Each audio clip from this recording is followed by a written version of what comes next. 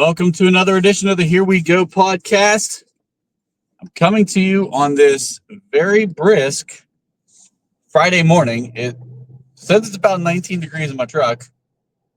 I got to be honest with you, when you get out to pump some gas in 19-degree weather, it wakes you up a little bit better than coffee does. So I got a little extra energy this morning, pretty wide awake. Coming to you here, talking a little bit about Joey Porter Jr. and the penalties. So one of the things that I wanted to bring up, so many people are kind of questioning, like, he needs to change, he needs to do this, he needs to do that. First and foremost, the thing that I would say is that you don't want him to change his play style. His play style is what makes him who he is. What he needs to do is get better at learning how the game is being called. He is a very physical corner. And when you want somebody to slow down or shut down a team's number one wide receiver, you want that guy who is willing to line up almost face mask to face mask, jam that guy at the line of scrimmage, and throw off the timing of the route. If you take away his physicality, you take away what makes him a good corner in this league. I've seen some people make the argument that he's actually regressed so far in year two. I disagree. I don't think he's regressed. And I think too much gets put on these advanced metrics of what some people call advanced metrics from PFF. Oh, but look at the completion percentage and look at the yards that he's giving up, and look, completion percentage means absolutely nothing when it comes to evaluating the play of a corner. If a quarterback's completion percentage throwing at you is 80%, but it's only 4 targets a game with 3 receptions, who cares? I get it, the math doesn't quite work out to 80%, but I'm just using that as an example. Because right now, on average, Joey Porter Jr. is averaging 4.33 targets a game. And I think, according to PFF, his completion percentage is something like 69 or 70%, something in that ballpark. I don't follow PFF that closely, so I don't remember the statistic right off the top of my head. And people are like, oh my God, look at what he's doing. Look what he's giving up. The better question is, why is a team only throwing at their number one receiver 4.33 times a game? That should be the first thing you look at when evaluating a corner. How many times is this guy being targeted? And if it's only 4 times a game, when he's against their best receiver a lot, that's a good thing. That means he's taking that player out of the game. So I do not think Joey Porter Jr. has regressed, even in the slightest. I think the thing that's being polarized right now is the penalties, which is the much larger concern. So the one thing that I have noticed, and I'm not sure a ton of people have picked up on it quite yet. Maybe it's me. Maybe I'm reading tea leaves here. I don't know. Lauer and I kind of talked about this in the last episode, but I really feel like the games where Joey struggles the most are against big, physical wide receivers.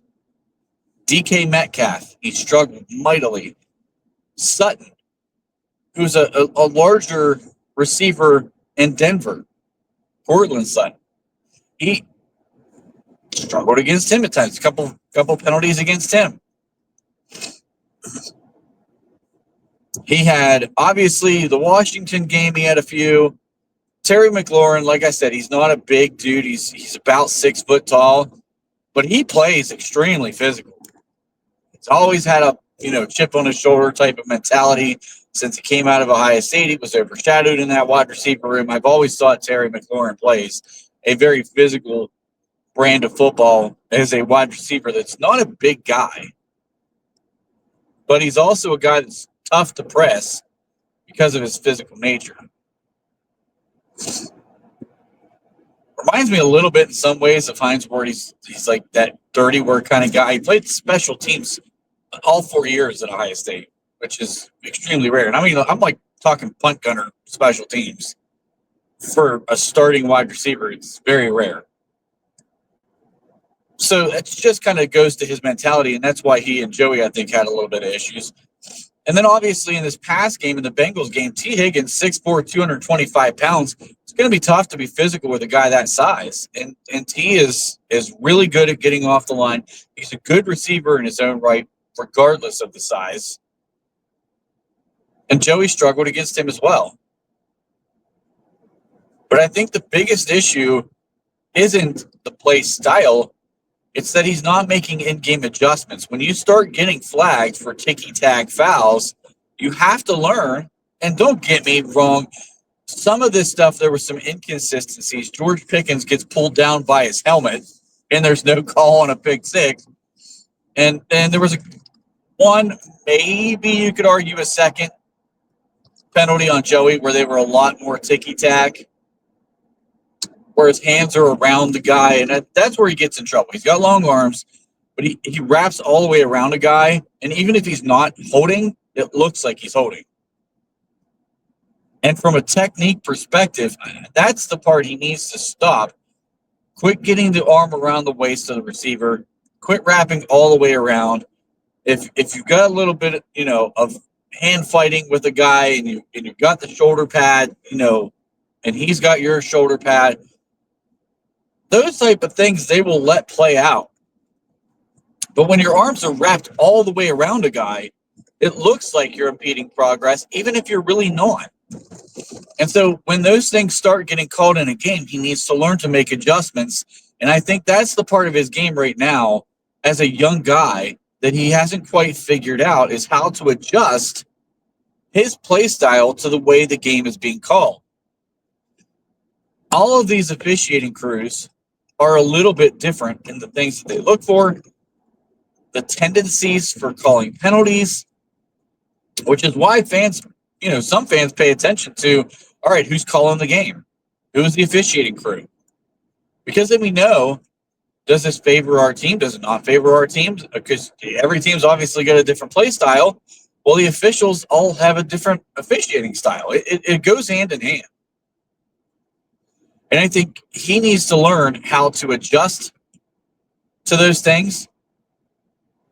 But you don't want him to change who he is as a player, or he's not going to be the guy that you drafted. You drafted a guy to be a shutdown corner. He's the closest thing we've seen to Ike Taylor since Ike Taylor was here. We've tried a number of different guys, and they've not panned out. We're really not a great organization at drafting corners. We're actually pretty poor. So when you finally get a guy that you like, don't take his game away from him and turn him into something that he's not. He's already playing more zone coverage this year than I think he should have been playing all year. The problem is the first half of the year, we didn't see a ton of receivers that were true threats. So we got away with, as a defense, playing more zone and more basic, defense packages, honestly, just because we didn't have to do too much. So I think it would be a huge detriment, not only to Joey, but the entire defense, if you change his style of play, because he's not the type of guy who wants to or should be sitting in zone coverage, because he's not this elite tackler. I think he's definitely improved. The question that I have,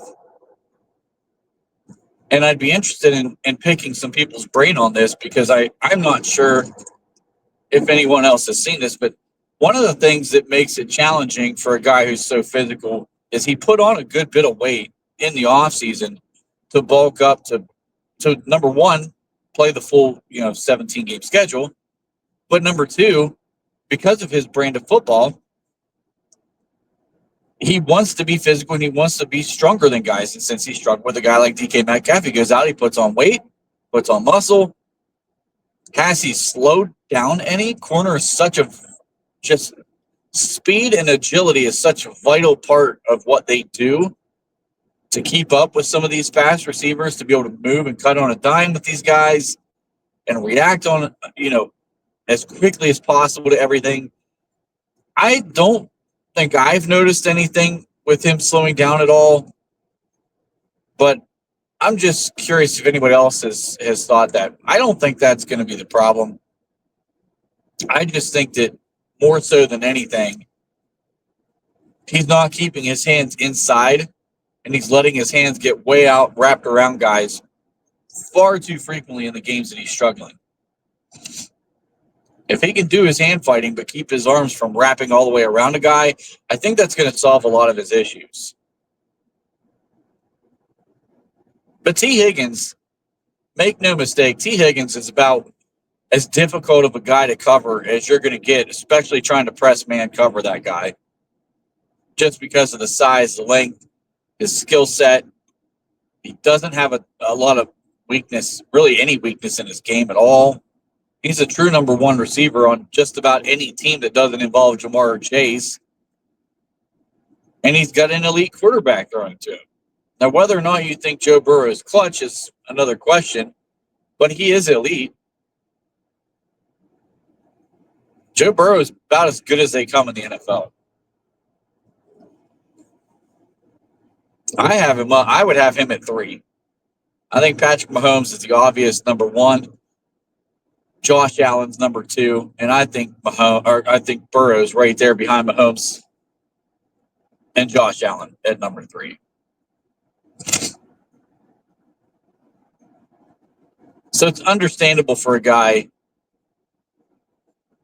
like Joey to struggle in that scenario. But I'll say this. There's a lot he can clean up. I still think the fan base should be really high on him because he is a guy who's continuing to learn and grow and get better at his craft. But he's not giving up a lot of targets this season. Teams are not looking to attack him. They're looking to stay away from him. The middle of the field, they're looking at our linebackers more than they're looking at Joey. And if they're not going to the middle of the field, they're looking at Dante Jackson first.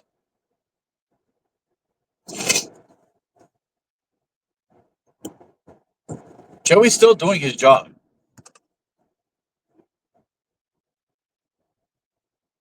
So I wouldn't have nearly as much concern about the way that he's playing. The interesting thing is going to be the matchup between he and Jerry Jeudy this week, because Jerry Judy's another big body guy, and Joey struggled a little bit with him in the first game. So we'll see really quickly if he's gotten a chance to turn this thing around and figure it out, because I can see a lot of man coverage coming in this one. Jameis is not a guy who's going to scramble around and run for a ton of yardage. You can run more man-to-man. I think we have an advantage in that scenario. Elijah Moore is not a very good receiver in this league. Very underperforming for where he was drafted. Second-round guy. Cedric Tillman, I don't know if he's even playing in this one. He got hurt playing against us in the last one. We'll see where his availability ends up being. But I think you're going to see Joey Porter Jr. and Jerry Jeudy in this one. And Jerry Judy's coming off his best game of his NFL career. Jameis Winston's coming off of one of his best games of his NFL career, despite the 2 pick sixes. Threw for nearly 500 yards. Jeudy had something like 236 yards receiving or something crazy.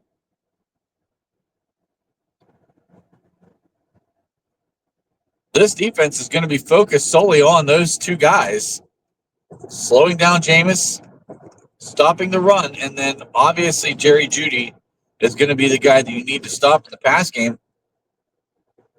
I could see Cleveland using Njoku quite a bit.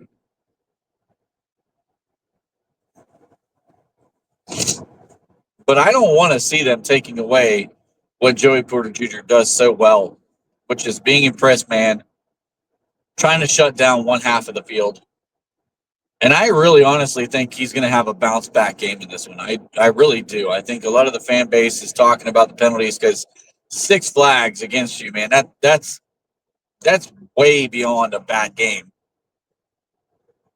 That's like somebody needs to save him from himself, because that's just sheer stupidity that you fight through that time and time again without changing up what you're doing a little bit.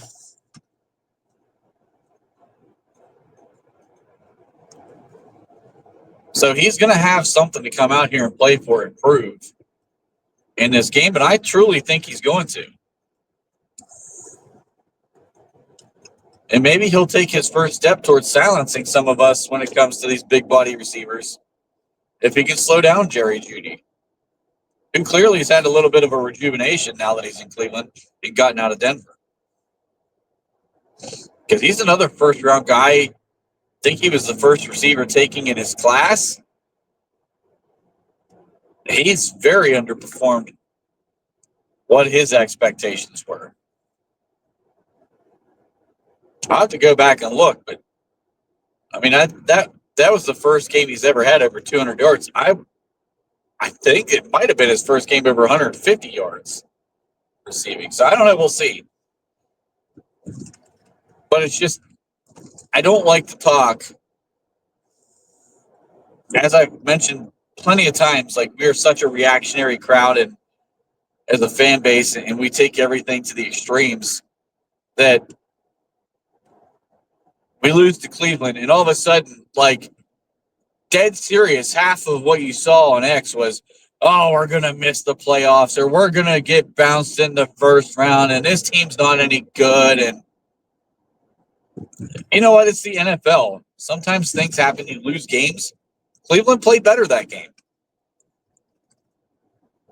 That's just the way it is.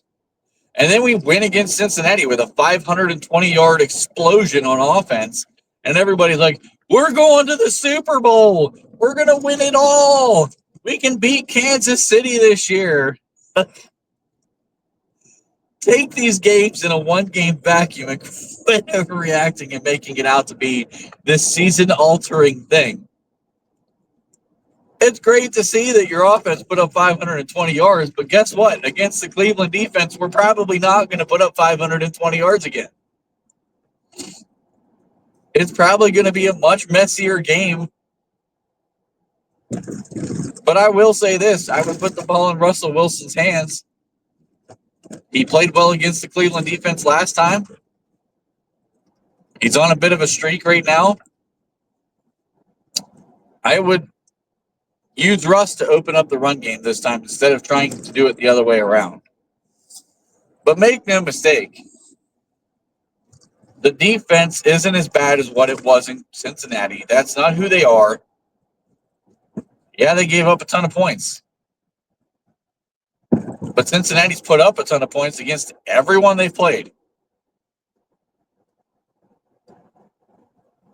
They're a good offense.